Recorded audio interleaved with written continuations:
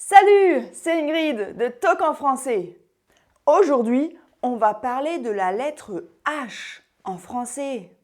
On va voir quelle est la différence entre le H muet et le H aspiré et comment prononcer les mots qui contiennent un H. Je te donnerai beaucoup d'exemples. Tu vas pratiquer ton français. Ça va te permettre d'améliorer ta prononciation et ta compréhension orale. Tu vas parler français comme un Français. T'es prêt? C'est parti!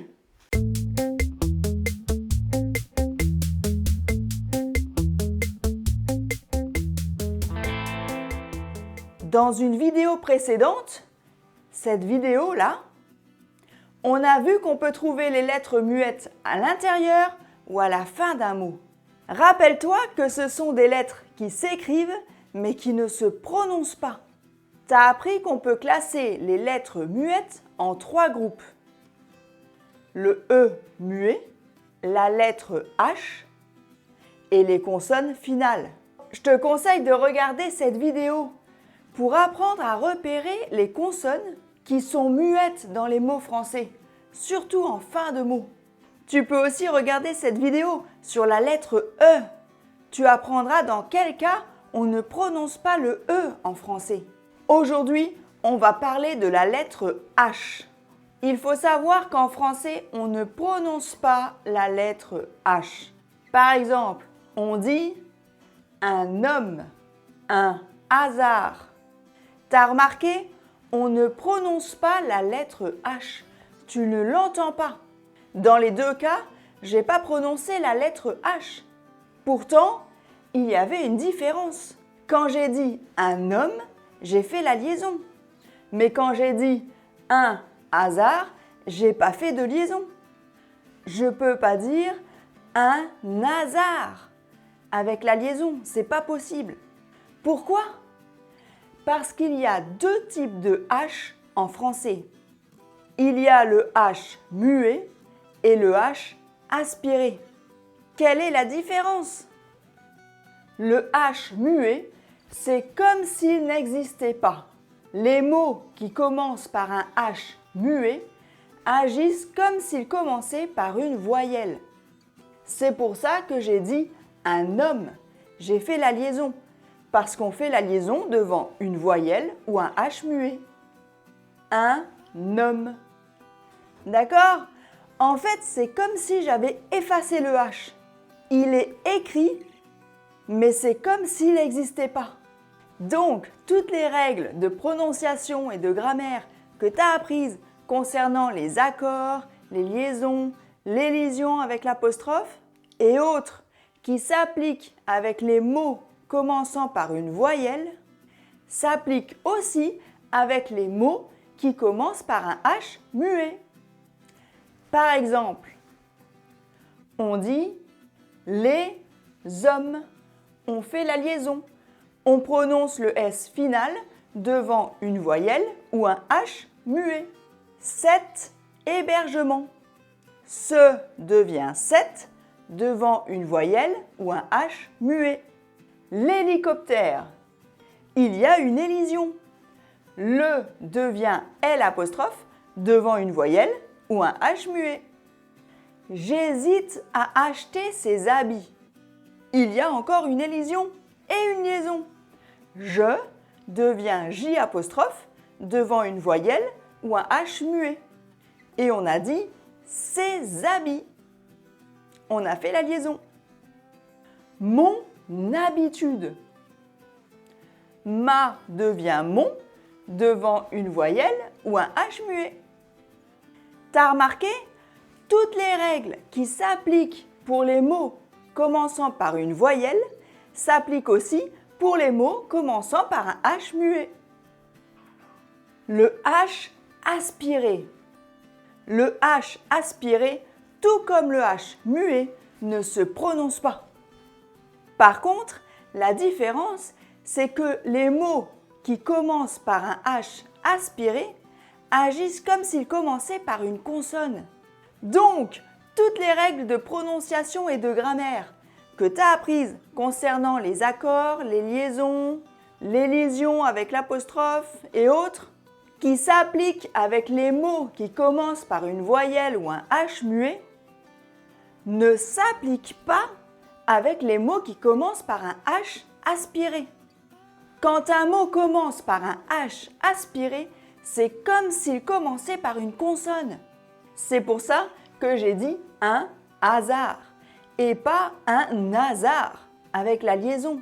Parce qu'on ne fait pas de liaison devant une consonne, mais uniquement devant une voyelle ou un H muet. Par exemple, le hasard. Il n'y a pas d'élision. On ne dit pas Lazare. Le hasard. Ce handicap. Ce ne devient pas cette. Les hauteurs. Il n'y a pas de liaison. Un haricot. Pas de liaison. Des hangars. Pas de liaison. Ma hanche. Ma ne devient pas mon. Ma hanche. Voilà! Considère le H aspiré comme une consonne. Rappelle-toi, le H muet, c'est comme une voyelle. Le H aspiré, c'est comme une consonne. Si tu te rappelles de ce principe, ce sera plus facile pour toi de savoir comment prononcer les mots, quand faire les liaisons, les règles de grammaire à appliquer. Donc, quand tu vois un mot qui commence par un H, c'est important de savoir si c'est un H muet ou un H aspiré. Parce que la prononciation va être différente et les règles de grammaire qui s'appliquent aussi. Mais comment savoir si un mot commence par un H muet ou un H aspiré? En français, il y a plus de mots qui commencent par un H muet que par un H aspiré. Mais en cas de doute, consulte un dictionnaire. À côté du mot, tu trouveras la prononciation du mot. Et il y aura un symbole, en général un astérix, pour indiquer qu'il s'agit d'un H aspiré. Et rien du tout si c'est un H muet. Maintenant, le meilleur moyen, c'est d'écouter beaucoup de français avec la transcription.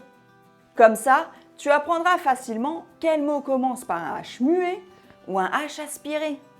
Parce que tu les auras entendus et tu les auras vus.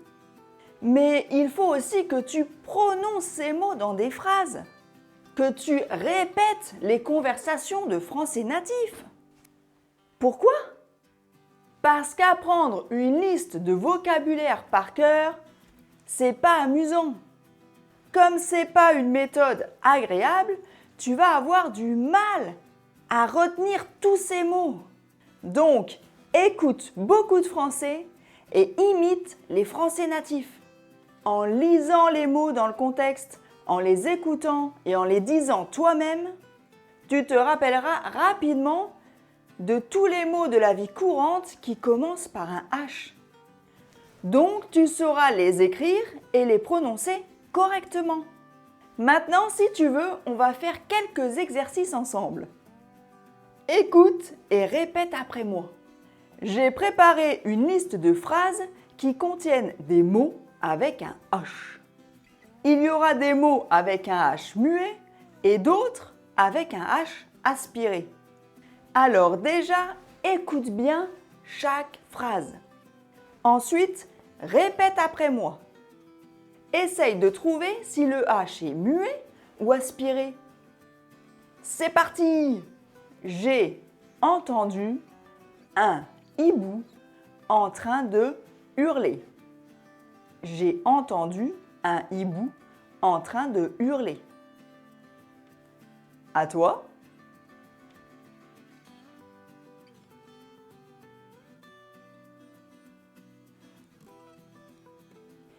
Ici, il y a deux H aspirés. Elle met toujours des habits trop grands. Elle met toujours des habits trop grands. À toi?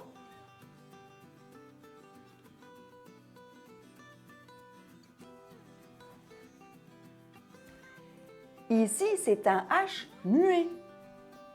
Il a mangé tous ses haricots. C'est un héros. Il a mangé tous ses haricots. C'est un héros. À toi?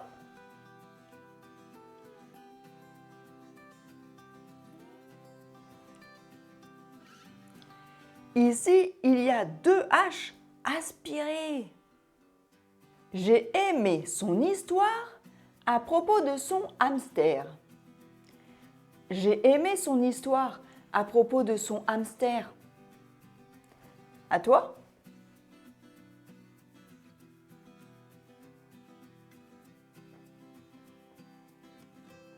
T'as trouvé? Il y a un H muet et un H aspiré. La haine n'apporte rien. La haine n'apporte rien. À toi?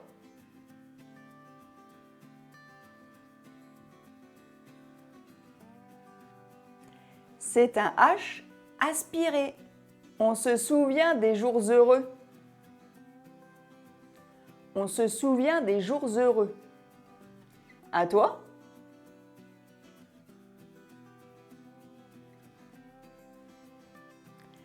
C'est un H muet. Il est monté très haut. Il est monté très haut. À toi?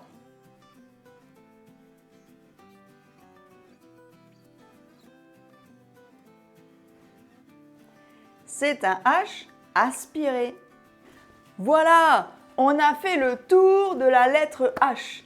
On a vu la différence entre le H muet et le H aspiré. J'espère que tu as aimé cette leçon. Tu peux essayer de penser à des exemples de mots avec la lettre H. Si tu en as trouvé, écris-en quelques-uns dans les commentaires. Dis-moi si tu penses que le H est muet ou aspiré. N'oublie pas de t'entraîner avec tes oreilles, en écoutant et en imitant un francophone natif. C'est vraiment un excellent moyen d'améliorer ta prononciation et d'apprendre à prononcer ou non les lettres muettes, comme le ferait un francophone natif. Mes leçons d'imitation sont excellentes pour commencer à pratiquer ton français. Tu peux les consulter ici. Et avec un peu de pratique, tu commenceras à parler comme un francophone natif, de manière naturelle et fluide.